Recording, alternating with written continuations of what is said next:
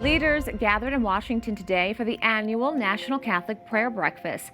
The nonpartisan gathering focused on the role of the Catholic faith in American history as the nation prepares for its upcoming 250th anniversary. This year's theme, One Nation Under God, celebrating the Catholic contribution to America's 250 years. Though a minority, Catholics have been patriots woven into America's story since 1776.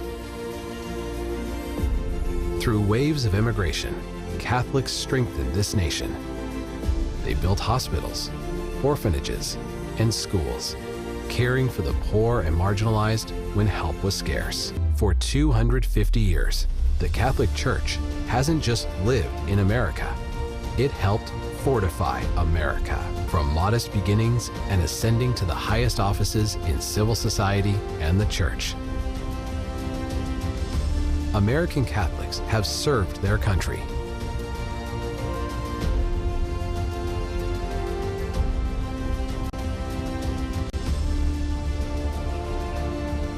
They fought for freedom abroad, championed civil rights and human dignity at home for the unborn, and answered the call to the common good. It is a faith that salutes the flag while praying for the nation. In 2026, as we celebrate 250 years, we honor the Catholic Church's enduring role in this great American story. May God bless the Catholic Church in the United States. May God bless the United States of America. National Catholic Prayer Breakfast stands as a visible reminder that faith and public life are not separate. We commend to your mercy the souls of the founding fathers and all past presidents. We entrust to the protection of your Mother Mary, those serving in our armed forces, and to her intercession, civil discourse in our nation and lasting peace in our world. For the sake of his sorrowful passion, have mercy on us and on the whole world. For the sake of his sorrowful passion, have mercy on us and on the whole world. Holy Father writes to the participants, with these sentiments I entrust all of those present to the intercession of Mary Immaculate and Saint Joseph, her most chaste spouse. Hallow is the #1 Catholic app in the world. Hallow has made it not only easier for people who already know how to pray more easily, but for those who are unfamiliar with structured prayer, to learn how to do that in a completely accessible and non-threatening way. This message from President Trump. My administration remains firmly committed to defending the right of every Catholic to worship God freely and without fear. Last year, I proudly instituted the White House Religious Liberty Commission to safeguard and promote America's founding principle of religious freedom, with members including Catholic luminaries like Cardinal Timothy Dolan and Bishop Robert Barron. Some might say this notion of spiritual freedom belongs to the private sphere. It is a matter of personal practice and not of public affairs. Some might even argue that to debase matters of religion to those of politics is to muddy the waters of public discourse with pious sentiments.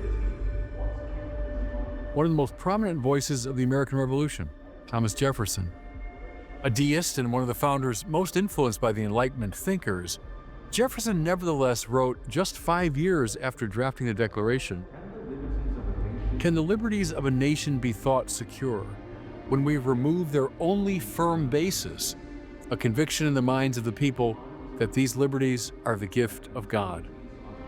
And to that question, Jefferson and his fellow founders would have said no. Rights, as understood by the drafters of the Declaration and the Constitution, are not conjured into existence by political consensus, nor are they granted by parliaments or princes. Our rights exist not on parchment alone, but on the immutable foundation of the laws of nature and nature's God. That is to say that even if the drafters of the Constitution disregarded a fundamental right to life, the American people, just like every people across history, can claim a share of that right, or that gift, as Jefferson recognized, because of the basic fact that life comes not from the government, but from God.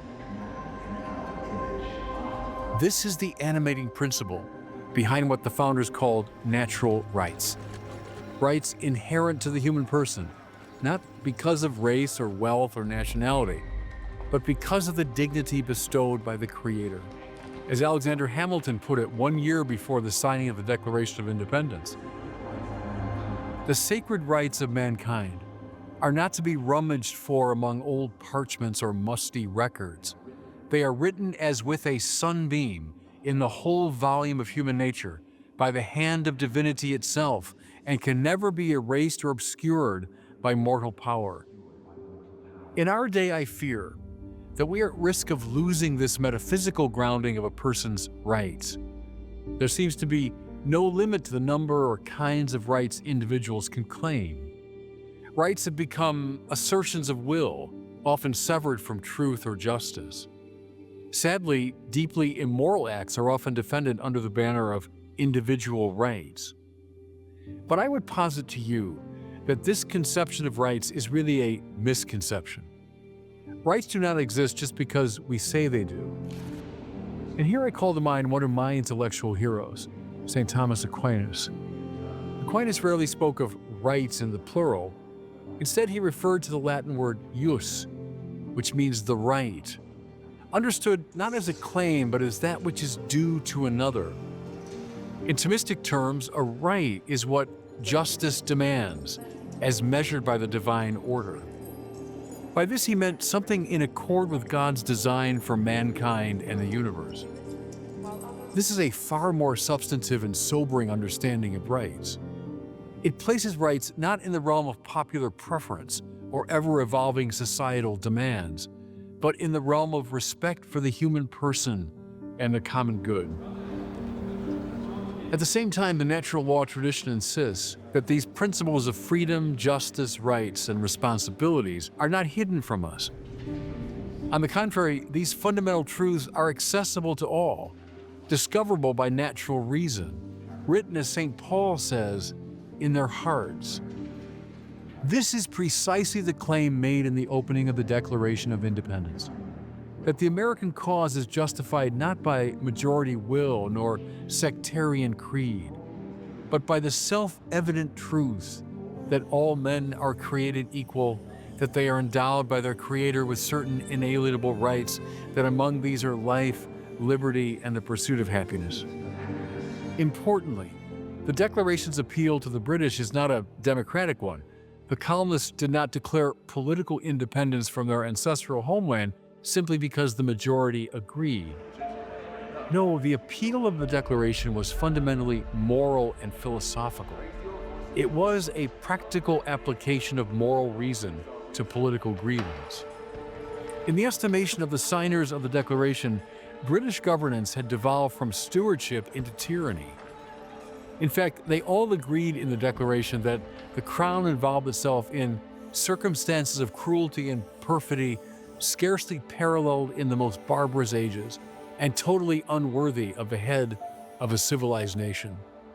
This claim is not for mere rhetorical flourish, rather, it signals a moral judgment. The abuses of the Crown were more than an inconvenience, they were a grave injustice. The signers of the Declaration committed a revolutionary act, one that led to a devastating war.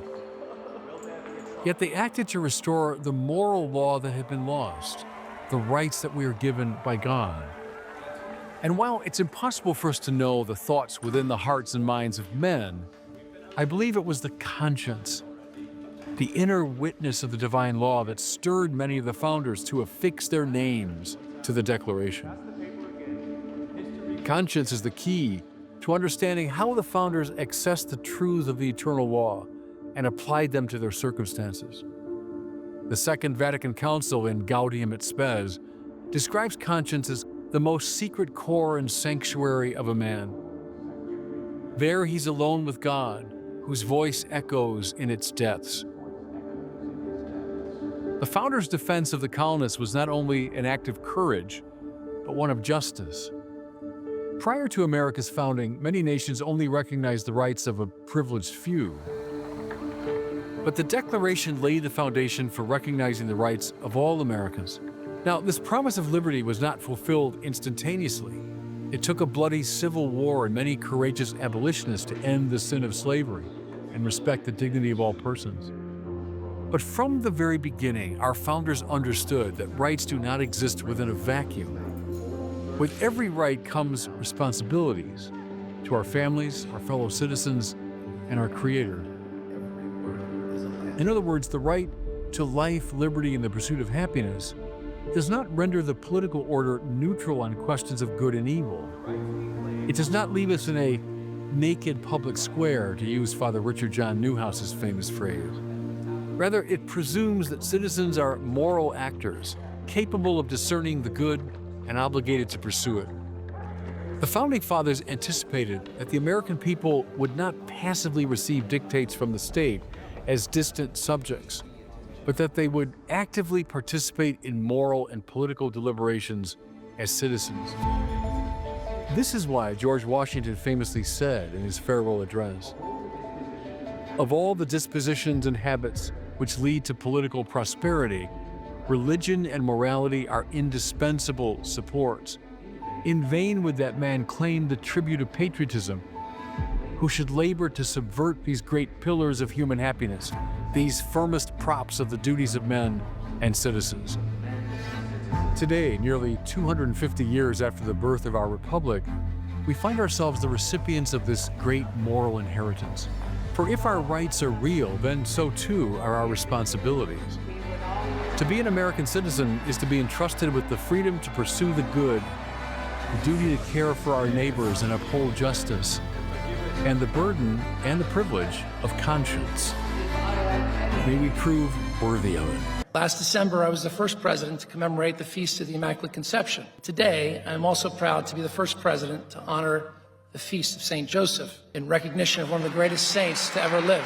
And I'm pleased to say and report that just last night, Congress unanimously gave unanimous consent to set aside this May 17th as the National Day of Prayer and Fasting. Hatred toward Jewish people is ugly, despicable, an affront to the Sacred Heart of Jesus. Guest speaker Dr. Brad Berzer and keynote speaker Michael Knowles both spoke about how Catholics helped shape America. Roman Catholicism baptized common law. It professed liberty through the Magna Carta. It advanced natural law and natural rights through the Jesuits. And it helped inspire the Declaration of Independence. America would come not only to tolerate Catholics, not only to appreciate the contributions of Catholics, but even to elect them. On this 250th anniversary of our country, I would, at the risk of extravagance, go even further to observe America's intrinsically Catholic character. If the claim sounds outrageous, please do not blame me. A man with greater authority than I made it first. That would be Alexis de Tocqueville, the most insightful and influential analyst of the American political order, who foresaw all the way back in 1831 that over time, the overwhelmingly Protestant Americans would trend in two directions when it came to religion. Some relinquishing Christianity entirely, in Tocqueville's words, and others returning to the bosom of the Church of Rome. Yet today, if you count vice presidents and first ladies, we have now had baptized Catholics in the White House for 17 consecutive years. What a surprise it must be to the ardent Calvinists who settled our country that America would come not only to tolerate Catholics, not only to appreciate the contributions of Catholics, but even to elect them. But by and large, the American Revolution proceeded in an orderly way, thanks entirely to its following the Catholic principle of subsidiarity. That is, it was conducted, in Aquinas' words, not through the private presumption of a few, but rather by public authority. The leaders of the revolution, the Founding Fathers, were men who had already been entrusted with public authority. They were legislators, they were judges. Not many were Catholic by profession, and yet, in retrospect, a distinctly Catholic character begins to appear. This impression is not illusory. It's not just wishful thinking in a room of 1,500 Catholics. We know a tree by its fruit. Catholics today make up a little over 20% of the U.S. population, but we make up 28% of congressmen, 38% of governors, and at least 2/3 of the Supreme Court. We will hit 78% of the Supreme Court whenever we drag Justice Gorsuch back across the Tiber. It's not, the water is warm, Mr. Justice, whenever you want to come back. Not only is the sitting Vice President Catholic, But every presently viable candidate for president in 2028 of both parties is a baptized Catholic. Few of our forefathers could have predicted it. Only a firm faith in Providence could have permitted it, and yet here we find ourselves, a quarter millennium later, a people and a place so improbably and perfectly suited for each other that not only can a Catholic become president, but an American can even be the Pope. Thank you very much. This year, the President's initiative, America Prays, invites every American to consider all of this again. And I'm so encouraged to see the Catholic prayer breakfast continue to heed that call, carrying on this important tradition for more than 2 decades now. So thank you all for that. Religion in the public square happens to be one of my favorite topics. It's one that I've debated and taught and written about for almost 30 years. I used to litigate these issues, and I've been a professor and taught this to the next generation coming behind us. I'm convinced it's one of the most misunderstood issues in American public life. I'm often criticized for invoking my faith, but I remind people that's not some innovative thing. It's what previous generations did. When I go to the little chapel right outside the Speaker's office in the Capitol to pray, they mock me for that. There are some very angry voices out there trying to convince us breathlessly that there must be a rigid separation between church and state. It's a phrase that's often repeated, as we know, but very rarely understood. That phrase, as you all know, derives from not the Constitution, but a personal letter that Thomas Jefferson wrote to the Danbury Baptist Association. And in that letter, he explained that because, quote, religion is a matter which lies solely between man and his God, the First Amendment is a vital safeguard for our rights of conscience. Jefferson wrote that he revered that act of the American people which declared that their legislature should make no law respecting an establishment of religion or prohibiting the free exercise thereof, thus building a wall of separation between church and state. Now they take that phrase and they turn it around.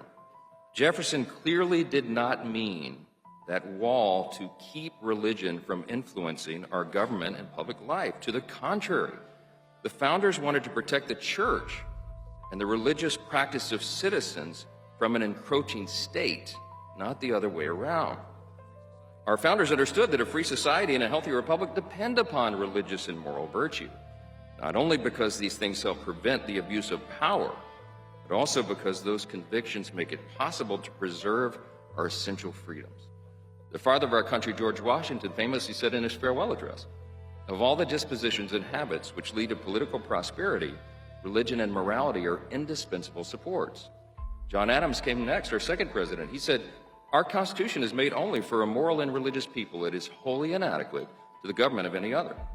The founders wanted a flourishing of faith in the public square because they knew that religion and moral virtues strengthen our nation by encouraging and inspiring things like individual responsibility and self-sacrifice and civility, family and community, the dignity of hard work, the rule of law, and the sanctity of every human life. Without those virtues, indispensably supported by religion and morality, no nation can endure. There's a lot more I wanted to say to you this morning, but time is short. I could go on about these topics all day long, but it is an important reminder as we approach the 250th anniversary of our nation on July 4th. It's very important to remember those foundations because they are being attacked today, as we all know. As we rededicate ourselves to the cause of our founders, we should turn toward prayer again, just as they did. And why? Because it strengthens and fortifies this grand experiment in self-governance and liberty. Because it repairs the foundations that undergird the republic, and we do that because we have to remain as we always have, one nation under God. We do live in the greatest nation in the history of the world. It's not even close. We're the most free, most successful, most powerful, most benevolent nation it's ever been, and it is because we are built on those foundations. And in order for us to keep this, you and I know that it's a spiritual battle.